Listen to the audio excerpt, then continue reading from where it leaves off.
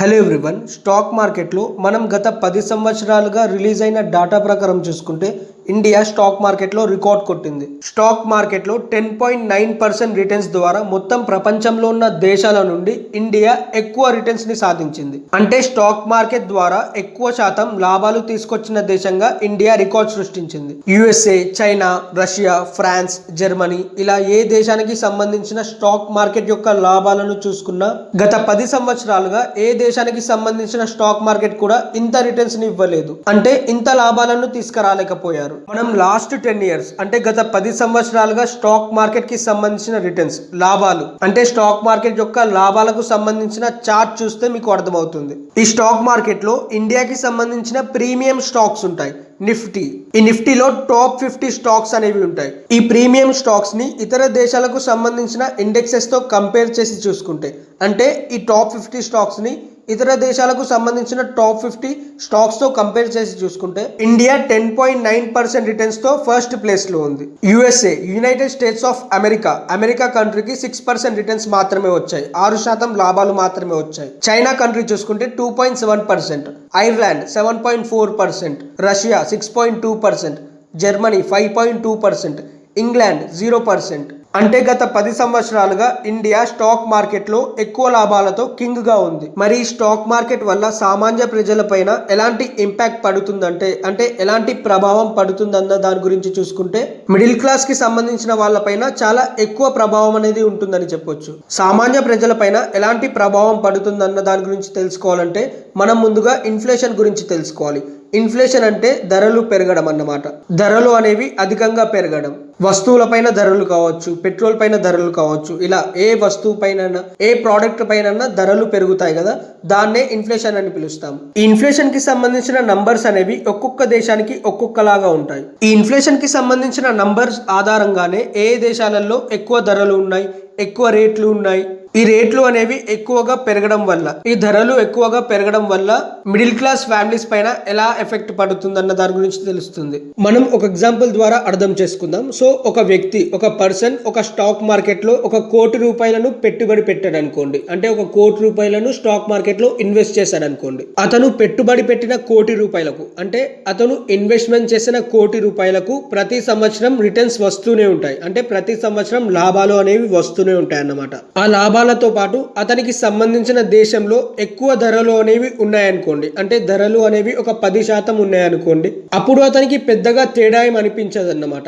ఎందుకంటే ప్రతి సంవత్సరం ఆ 1 కోటి రూపాయలకు అతనికి లాభాలు అనేవి పెరుగుతూనే ఉంటాయి. ఆ 1 కోటి రూపాయల వాల్యూ అనేది పెరుగుతూనే పోతుంది. ఒకవేళ అతను ఆ 1 కోటి రూపాయలను బ్యాంక్ లో పెట్టుబడి పెట్టినా అతనికి అన్ని లాభాలు అనేవి రావన్నమాట. అంత ఎక్కువ లాభాలు అనేవి వస్తూ ఉంటాయి. దాంతో అతనికి ధరలు ఎంత పెరిగినా సరే అతనికి ఏం తేడా అనిపించదు. ఎందుకంటే అతను పెరిగే ధరలతో పాటు లాభాలు కూడా చూసుకుంటాడు. అందుకే ఈ మిడిల్ క్లాస్ కి సంబంధించిన వాళ్ళు స్టాక్ మార్కెట్స్ లో ఇన్వెస్ట్మెంట్స్ చేస్తూ ఉంటారు, పెట్టుబడులను పెడుతూ ఉంటారన్నమాట. మనం ప్రస్తుతం చూసుకుంటే వీళ్ళందరూ కూడా ఎక్కువగా మ్యూచువల్ ఫండ్స్ లో లేదా కొన్ని స్టాక్స్ లో పెట్టుబడులను పెడుతూ ఉంటారు.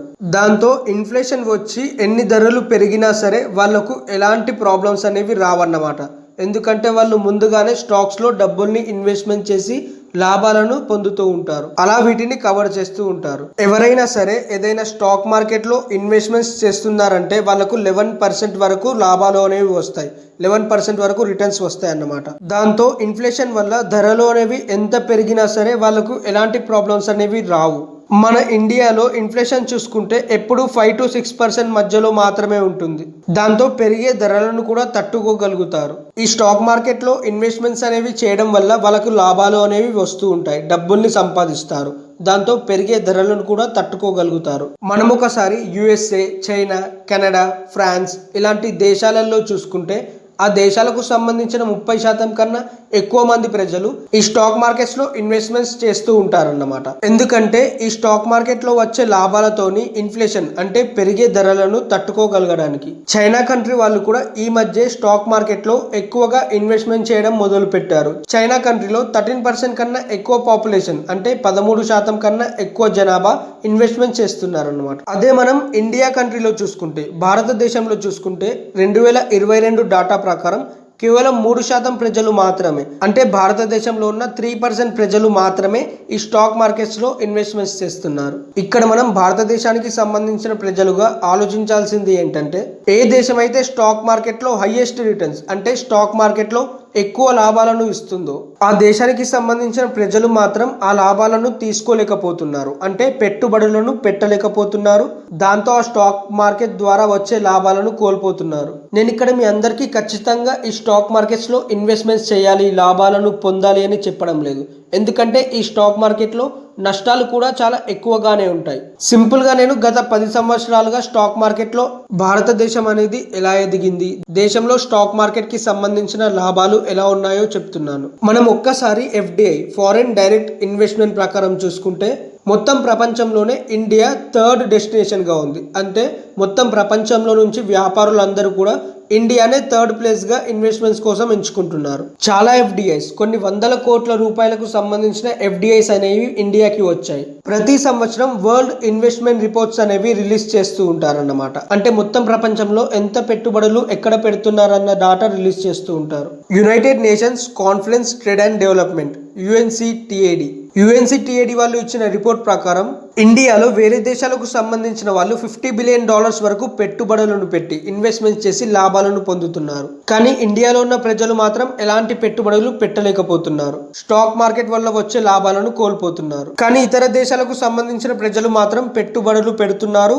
వాళ్ళు లాభాలను పొందుతున్నారు. మనం ఒకసారి వరల్డ్స్ లార్జెస్ట్ స్టాక్ మార్కెట్ ప్రకారం చూసుకుంటే ఇండియా 5th ప్లేస్ లో ఉంది. 1st ప్లేస్ లో USA ఉంది, 2nd ప్లేస్ లో చైనా ఉంది, 3rd ప్లేస్ లో జపాన్ ఉంది, 4th ప్లేస్ లో హాంకాంగ్ ఉంది. కానీ హాంకాంగ్ దేశంలో మాత్రం గత 10 సంవత్సరాలుగా చాలా నెగటివ్ రిటర్న్స్ అనేవి వచ్చాయి. అంటే హాంకాంగ్ దేశంలో స్టాక్ మార్కెట్ లో చాలా నష్టాలు అనేవి వచ్చాయన్నమాట. దాంతో హాంకాంగ్ వాళ్ళు కూడా ఇండియాలో ఇన్వెస్ట్మెంట్ చేయబోతున్నారు. అంటే దాంతో ఇండియా చాలా వేగంగా చాలా సులభంగా ర్యాంక్ 4 లోకి వెళ్తుంది, 4th ప్లేస్ లోకి వెళ్ళిపోతుంది.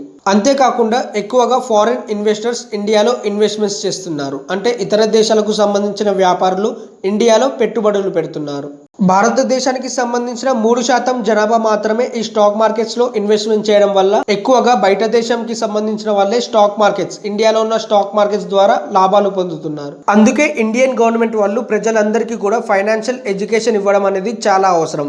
ఇండియాలో ఉన్న ప్రజలందరికీ కూడా ఈ స్టాక్ మార్కెట్ గురించి అవేర్నెస్ తీసుకురావాలి, ప్రచారాలు చేయాలన్నమాట. దాంతో ఇండియాలో ఉన్న ప్రజలందరికీ కూడా ఇండియన్ ఎకనామిక్ గ్రోత్ ద్వారా వచ్చే లాభాలు తెలుసుకుంటారు. ఎందుకంటే ఇండియాలో 97% ప్రజలకు ఈ స్టాక్ మార్కెట్ గురించి ఎలాంటి విషయాలు తెలియదన్నమాట. 3% ప్రజలకు మాత్రమే తెలుసు. ఇప్పుడిప్పుడే సెల్ ఫోన్స్ అనేవి అందరి చేతుల్లో ఉండడం వల్ల ఈ స్టాక్ మార్కెట్ గురించి కూడా తెలుసుకుంటున్నారు, ఎంతో కొంత తెలుసుకోవడానికి ప్రయత్నాలు చేస్తున్నారు. వీళ్ళ ప్రయత్నాలతో పాటు గవర్నమెంట్ కూడా కొంచెం అండగా ఉండి వాళ్ళకు నాలెడ్జ్ ని ప్రొవైడ్ చేస్తే చాలా బాగుంటుంది. ఇది వచ్చేసి వాళ్ళ వీడియో కనుక మీకు అర్థమైంది అనుకుంటే ప్లీజ్ వీడియోని లైక్ చేయండి. అలాగే ఇలాంటి వీడియోస్ కోసం ఛానల్ని సబ్స్క్రైబ్ చేసుకోండి. Thanks for watching my video.